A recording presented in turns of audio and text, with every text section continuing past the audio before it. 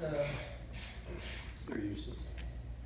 I put owner's comments at the beginning, and the purpose of this is anybody who has a particular issue or problem that they need to bring to the attention of the board, not necessarily something that's on the agenda, because you can talk on any agenda point, but something that you want to bring to the attention of the board, and you can't wait the whole meeting. Yes, Mauricio. Yes. Well, first and foremost, thank you for everything that you do. I mean, this is a challenge, dealing with a big complex and a lot of people with different opinions. So first and foremost, thank you for everything that you do. Number two, I will have two issues that I would like to relate to you that I'm sure you're familiar with. Number one is the beach access and the people that come through, especially during the weekends. You have a lot of people that come, 10, 20 people at the same time that they come to use our facilities, and they are paying zero maintenance fees. So they are enjoying umbrellas, they are enjoying the chairs, and we as residents, we cannot enjoy that because they're being used. So there needs to be better security, better processes, better procedures. Somebody in the communities, in the community, the different communities, they need to take a look at that. Number two, in regards to the architectural committee,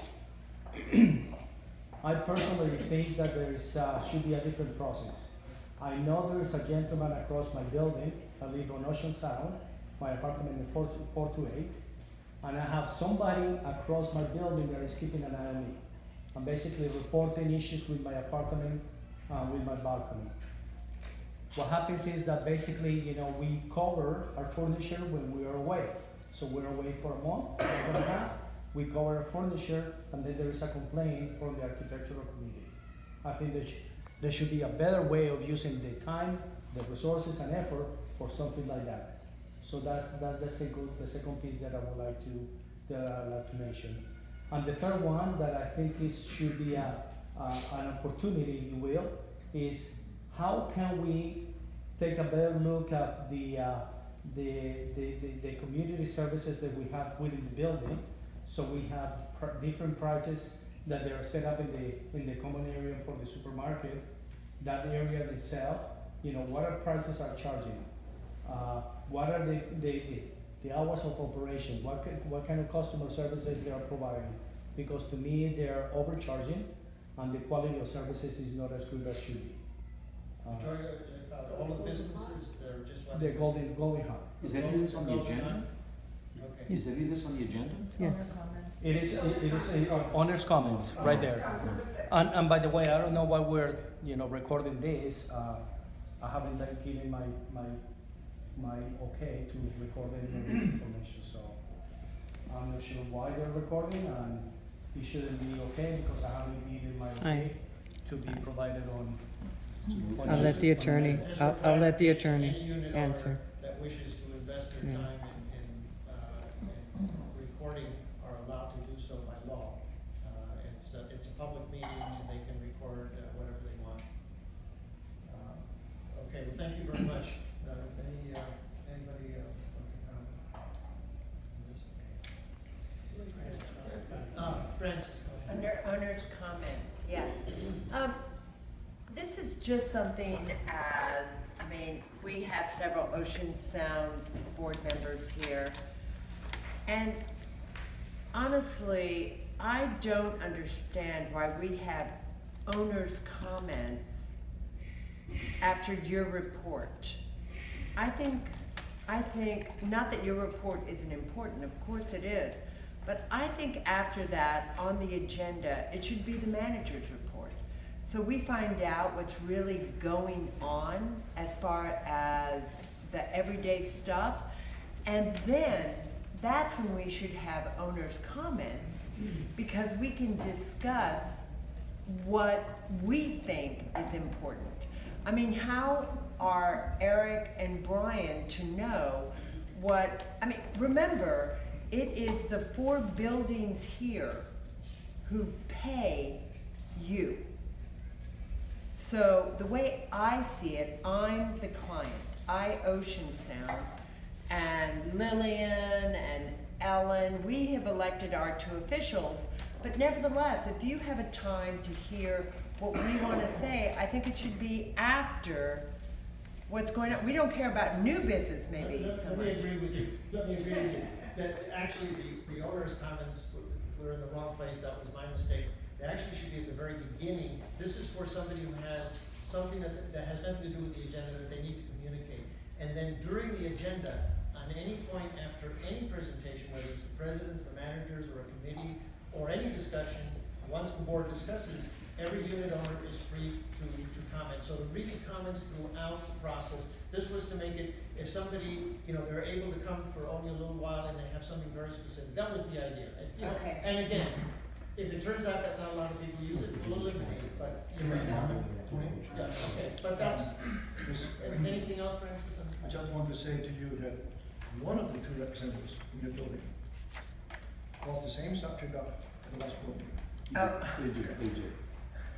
Except it was at the beginning of the meeting last time, so. The owner's This comments? elected member does not agree with you. Oh, he never does. So it really doesn't matter. And oh, by the way, only one of us is president.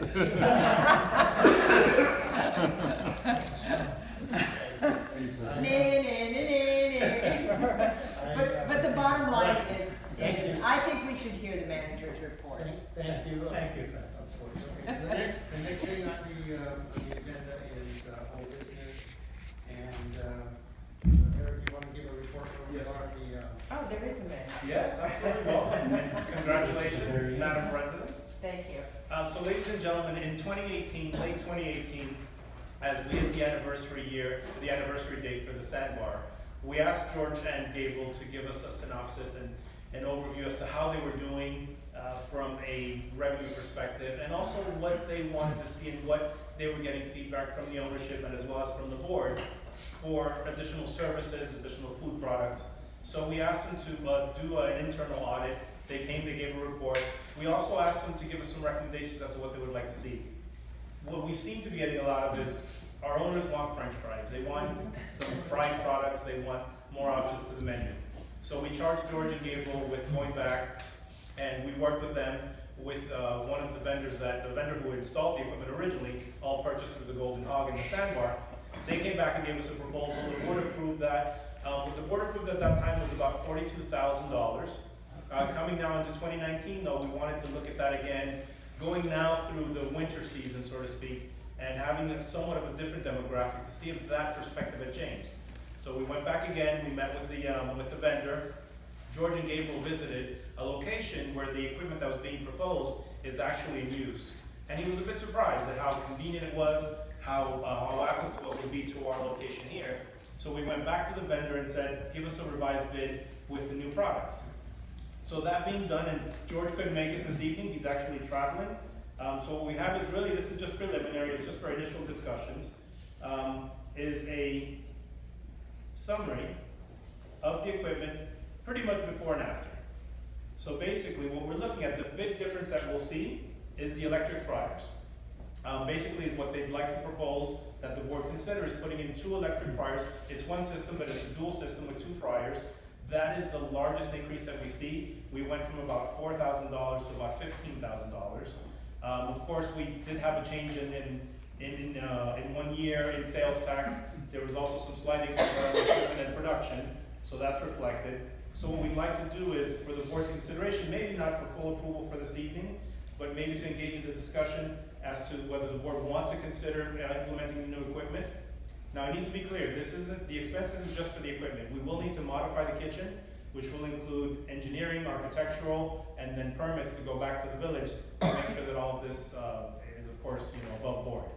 But right now, just for the equipment alone, we approved $42,942. The new proposed equipment would be $65,843. So we discussed with the board, and I said George's not here to present, so we won't have a full detail. But if the board wants to have a discussion and make a recommendation on how to proceed, it's in the board's hands. Discussion. Did anybody say on why we have to go with a different fryer than what we had before? Well, once again, so what George did is he went to actually visit, it's actually Silver Spot Cinema in downtown Miami. He wanted to see, he has, and George admitted, he's not a food server, he's not a restaurateur per trade. So he wanted to see how the equipment, how it works, what the actual production time is, what the maintenance is. So this is what he saw, and from the inventory that Budget Supply has, this is what he liked and what he saw actually functioning, and he felt that this would be a good fit for our kitchen here. George Gonzalez. I think we have talked about the subject ad nauseam. Now, this is about the 10th time that I have heard this discussion at this board. I think we got to stop kicking the can down the road and make a decision. I mean, how many more times are we going to bring up the subject? Honestly. Anybody else? I have a comment, Louisa. Yeah, I was just, so, we went from 4,000 to 50,000 on the fryer. Yes. What am I missing? What's the 15, what? They changed, is what Rudy was asking. They It is- changed the brand. It's It's a different fry. It also has two. Oh, it's two instead of It's one, two, but yes. the main difference is. One for fries and one for fish, for Correct. example. Oh, my God. Yeah, but then they changed the. This was all the discussed a kind. meeting or two ago. Yeah.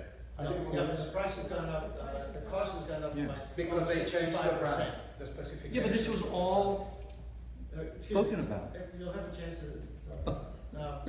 Yeah, the only concern I have is the change in what we had approved initially to move forward was 42,942, and now we're 65% higher in total cost. And I think we need to look at that closely in terms of what the return on investment is and how many hamburgers we have to sell in order to recover that investment. And if you just do the numbers, we have 52 weeks in the year. We're looking at, I think the numbers I did before were something like 400 and something hamburgers additional or French fries per week.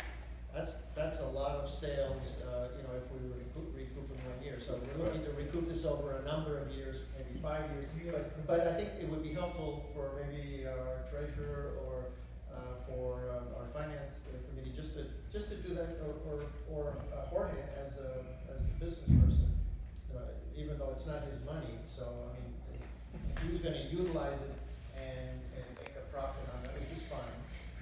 But we're going to make that investment. It's a long-term investment. I think we should have a feel for how realistic the numbers It's not just for franchise, Yeah, no, it's for people, it's for a family menu, number one. Number two, it's for the efficiency. Right now, people have to wait, if it gets really crowded, sometimes you can wait 45 minutes, to get a hamburger. Yeah. And, there's a lot of issues there, and we gotta look at it. The volume is gonna increase significantly. So you think the volume And will I pick think up? we can get it back with the 3%, maybe we can even renegotiate the 3%. I would suggest to make it a little higher percentage until we recoup some of our money. Well, yeah, look, I just wanna make it. Yeah, make it. There's a couple of fish that we're frying here. One is the frying, so we're adding those menu items. We're also, with the dishwasher, we're moving towards more usage of renewable utensils and plates and such. So get away from using as much plastic and disposable things, so that was one of the other goals of this. We generate right now something like $1,700 a month to the association. That Sandbar is grossing somewhere around $50,000 to $55,000 a month, and the lion's share of that is food and non-alcoholic beverage sales. But we do get a 20% cut of hard alcohol, hard liquor sales. I don't hate Joe's suggestion. It would be something we have to negotiate with Jorge, but we are making a big investment, and if it indeed will increase his revenue, then he should be willing to put his money where his mouth is. Exactly, at least initially to recoup our investment. I mean, Yeah. because, here again, this is, we represent the people, and I know I can speak only of Time Up, and I hear other people. A lot of people don't go there because the menu is not for the kids. They can't go there, okay? They don't wanna have a steak fillet sandwich, kids, okay? Or salads. So, the people want this, and I think there's ways we can accommodate them, like we'll be looking at the contract with George and say, listen, we need to recoup this investment, not just the alcohol, but even the 3%. I think we can negotiate that too and get a little higher.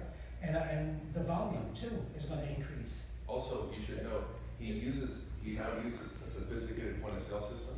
So we could even tie a increased percentage onto fried items, for example, so that it could That's what I'm getting at. specifically be generated by the incremental sales of the things that these equipment is. There are a lot of different things that we can do, which I agree with. Why don't, Joe, can you put together maybe just a little, No, back in the envelope? No, but maybe Benay is, Yeah, Benay my only- as a treasurer. My As a only treasurer. point with, I mean, it's, if everyone is fine with this proposal, apparently Jorge on the last meeting, he already made his point about this, and he requested this, I mean, I'm fine. I would only like to have 3 proposals, so we go Of with the equipment. with the best one. Yeah, Yeah. and we can even find other vendors, maybe we can negotiate, get it down 5,000, 10,000.